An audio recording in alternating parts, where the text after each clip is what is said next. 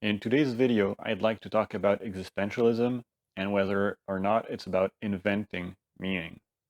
And so this is a bit of a reaction to a podcast episode of Within Reason, uh, Alex O'Connor's podcast, the episode where he speaks with the Bishop Robert Barron. And so they kind of have a conversation contrasting atheism and Christianism. So you can find the link in the description if you're interested. During the course of the conversation, the Bishop Barron levies some criticism to some of the consequences of choosing an atheistic philosophy, we'll say, and in particular existentialism, on the basis that basically, if you let go of God as a source of objective values, so morality and meaning, well, then you kind of have, you're faced with a vacuum. And one of the main answers to kind of find an alternative to meaning and morality outside or without a reference to some objective authority is existentialism. According to the bishop, one of the problems of doing this is that you basically just kind of invent meaning out of nothing. You kind of choose arbitrarily something and decide to imbue meaning within it. But it's kind of frivolous. Like it's not really grounded in on anything, like both on a kind of external, like logical justification, but even as an individual, it might not be a very sustainable and effective source of meaning or morality because we kind of know that it's kind of fluffy, frivolous, make believe kind of.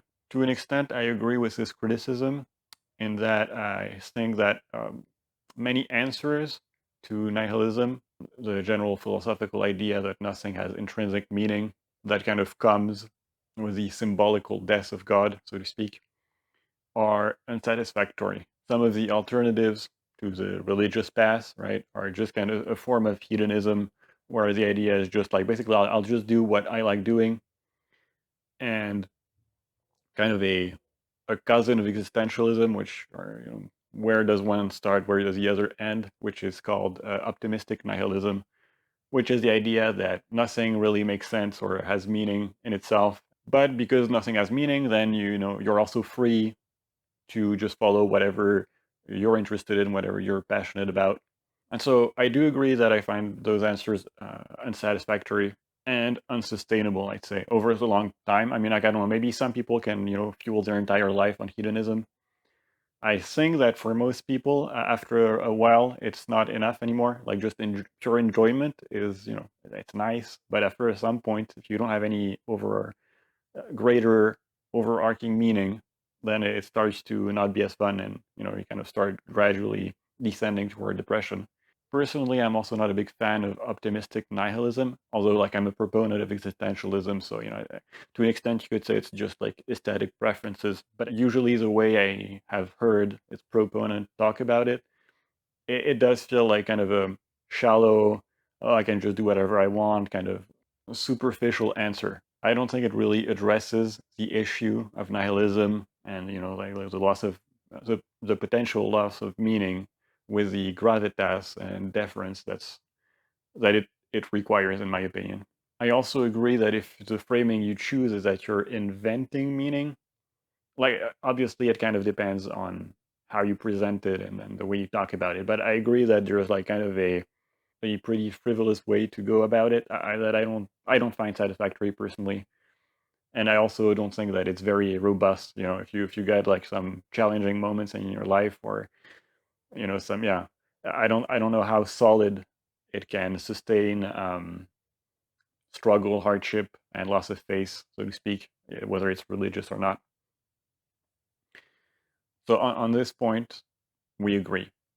Now, obviously, since, as I said, I'm a proponent of existentialism, I don't really agree with the religious perspective, which I don't think is that much better. And I also don't think that inventing meaning is the framing I would use. So according to most religious views, there are objective values, right, which includes morality and meaning. And so according to the bishop, sometimes when you're inventing your own meaning, basically what happened is that you're mapping onto one of these objective values. And so those objective values themselves are reliable and sustainable because they're objective. but it's kind of, by chance you kind of stumble upon them. And obviously, right, in his opinion, the better way to go about it is to follow the religious route and, follow Christianism. And through it, you'll hopefully, at least it's the best, yeah, it's the best avenue to maximize being in touch, we'll say, with these objective values. And I think this raises a good point in that I think that meaning isn't invented per se. Like, you don't just say like, oh, I'm randomly going to choose that whatever, and then this idea is going to have meaning now. It's more like discovered. It's a resonance. Like, you find something that's imbued within meaning, and it just intrinsically has meaning for you. And that's where I differ now with the perspectives of the bishop. So I think a better analogy for existentialism would be that it's more about like some form of archaeology, of digging to find, the treasure in the bottom of the earth, which is meaning. But that basically the meaning already exists, and you're kind of seeking for it, and you're uncovering it, rather than inventing it from nothing, ex nihilo. Up to this point, it sounds like it could be compatible with the religious idea of objective meaning. But what happens when there is a conflict between your personal meaning that you found through this kind of personal inquiry, and you feel a strong resonance and a strong sense of meaning in a specific value, let's say, but then the religious group that asserts that they have a direct knowledge of objective values, and in their list yours is not a part of it, right? So according to them, your value is not part of the objective values. And obviously, well, you're probably going to disagree with them whether or not you think your value is objective or not. And I guess that's the crux of the disagreement, the objective idea. I don't think that I would agree that meaning is in a certain way external. I would agree that you as a person don't choose what is meaningful, but rather which source of meaning you pledge allegiance to. And so the dilemma seems to be, what should you choose between like a set of so-called objective values which are presented by a religious group and doctrine that supposedly comes from God, or what personally feels to be most meaningful to you based on a personal journey of exploration and inquiry and attunement to your own sense of meaning and purpose.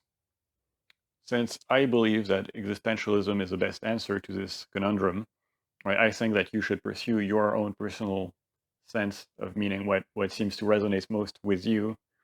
And my argument for it is that that's what's going to be most meaningful for you as an individual. The downside of choosing existentialism and the counter argument from people who go the more religious slash objective meaning route is that you can't justify that what feels like the most meaningful values to you are actually the most meaningful, or that these are the values that everybody should follow. You can't really justify it. It just feels strongly like it is the case for you. And so there's a decent component of arbitrariness within it. Not to mean that it doesn't make any sense, but just that you can't really justify why this value is superior to another one. However, I would say the exact same problems happen with so-called objective values. The core of the issue here, right, is that to the best of our knowledge, we can't absolutely justify any claim, especially claims that are based on subjectivity, but any claim in general. And I talked more about that in my video on Pyrrhonism. But that also applies to so-called objective values. The argument that's given in favor of following a so-called objective source of values, whether it's religion or something else, but for simplicity, we'll just stay focused on religion, is that, well, assuming that this isn't actually the objective source of all meaning, then the values that it gives you are not arbitrary, right? They're actually justified by the fact that this source of values is objective and absolute. So, okay, sure, that's nice. But the problem is you can't actually prove or justify that that is indeed an absolute source of objective answers, right? So the justification of a religious person that they have the real truths and objective values is that God told them so, but they can't actually justify that God really did give them this, absolute objective law book of what's actually true and meaningful and valuable. So although I don't disagree that there could technically be an objective source of meaning and values, there would be no way for us to be completely sure that it actually does exist, given the reality as we know it, which is relative, and where we can't completely justify anything. We can't be completely sure that we actually do have a relationship to this potential objective source of values. And so in the end, this supposed, shelter from arbitrariness because you've chosen the objective answers is as arbitrary than someone just following their own guidance or their what seems to be the highest values to them. The only difference between choosing what is most resonant with you as a source of value and choosing, these values derived from an objective source is just that there's like a few more steps with the so-called objective source, right? Like if someone wants to call you out on the arbitrariness, if you're an existentialist, they can just say, well, how do you know that this is actually like a true value, or that you're not wrong, or what did you base your choice on? And then you have to say, well, I kind of just following a subjective conviction or a subjective sensor to an extent.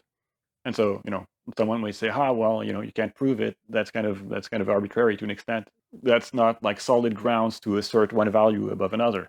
And you could say, okay, fine, right? That's a legitimate counter argument. But if you take the proposition of so-called objective meaning and values, well, the exact same thing happens. It just happens a little bit. You just need to go back a few steps. Like, how do they know that there is actually a source of objective knowledge and values? Well, they can't know it for sure. They need to basically invest some subjective trust into that claim. And in the same way, they can't really absolutely justify that they were given the real absolute objective answers, right? A simple demonstration of that fact is that there are several different religions which all claim that they have access to the objective absolute answers, but none of them agree with each other. And then even within a religion, there are several subsects which all disagree about what are the actual real true objective values. So in the end, whichever path you end up choosing, you're confronted with the same problem. It's just how much steps do you want to add between you and the problem. But I don't think that the solidity of religious values is any better than existential answers. And so what I find particularly frustrating with this religious argument is that then it's used as a means to force religious views on people who disagree with them, right?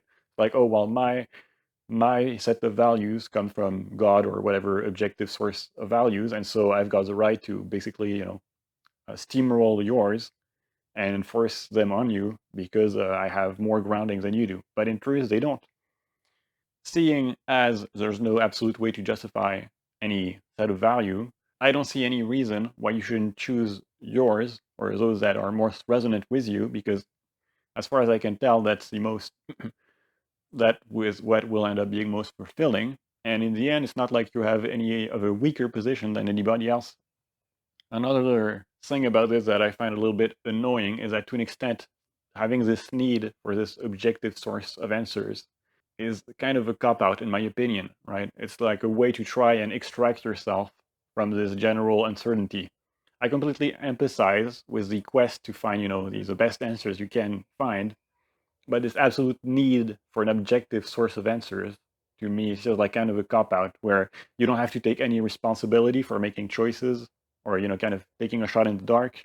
And instead you can pretend that, you're following the real answer by just kind of going along with something that's being given to you. And I think there's some denial in that. I'm not trying to impose a way to relate with meaning to anybody. If for a particular person, religion is the best way they have to kind of relate with meaning and order their values, well, that's fine. But I think it's important in whichever option you end up choosing that you do actually accept responsibility for your choice and to make show of intellectual integrity and to admit the limits of your claims and beliefs. And this is why I find this obsession with the objective source of meaning to be quite frustrating. Again, I'm not saying it doesn't exist. I'm just saying if it does, there is no way we can tell for sure. And there is no way to tell when we're connected to it for sure, right? The best anyone has is, what is described as encountering the numinous, or if you're aware with this term, but basically when you've got like a strong sense of awe, of a resonance, of, like this feels really true, or really beautiful, or really important.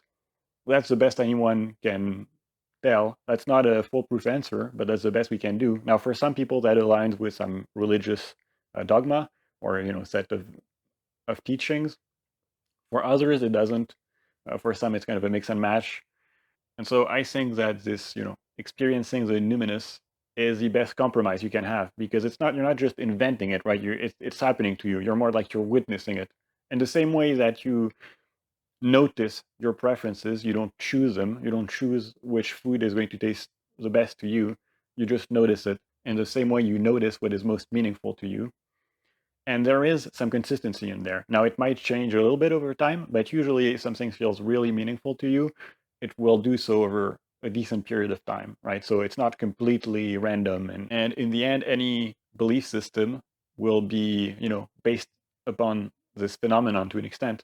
But I think that humility and self-awareness are absolutely necessary in this endeavor. In my opinion, that's the best compromise. That's the best middle point between absolute despair and uncertainty and being lost and confused and depressed, and pretending you have more certainty than you actually have, and being either dishonest or unaware, given that there can't be absolute justification, or so far we've never managed to prove it.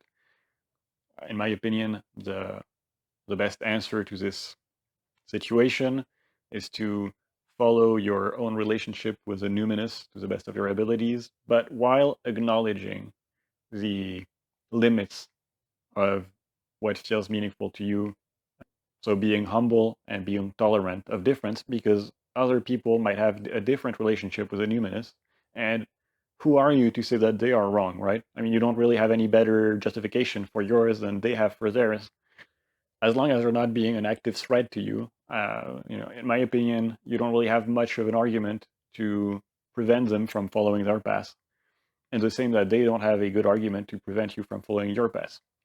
Hence why I believe that self-aware and humble existentialism is the best answer to this dilemma, and why I think that this reliance, this absolute need for an objective source of answers is somewhat misguided, and I don't really think it really solves any issues in the end. In any case, I hope this video was interesting. Um, if you enjoyed it, I've made other videos on existentialism. Thanks for watching, and see you in the next video.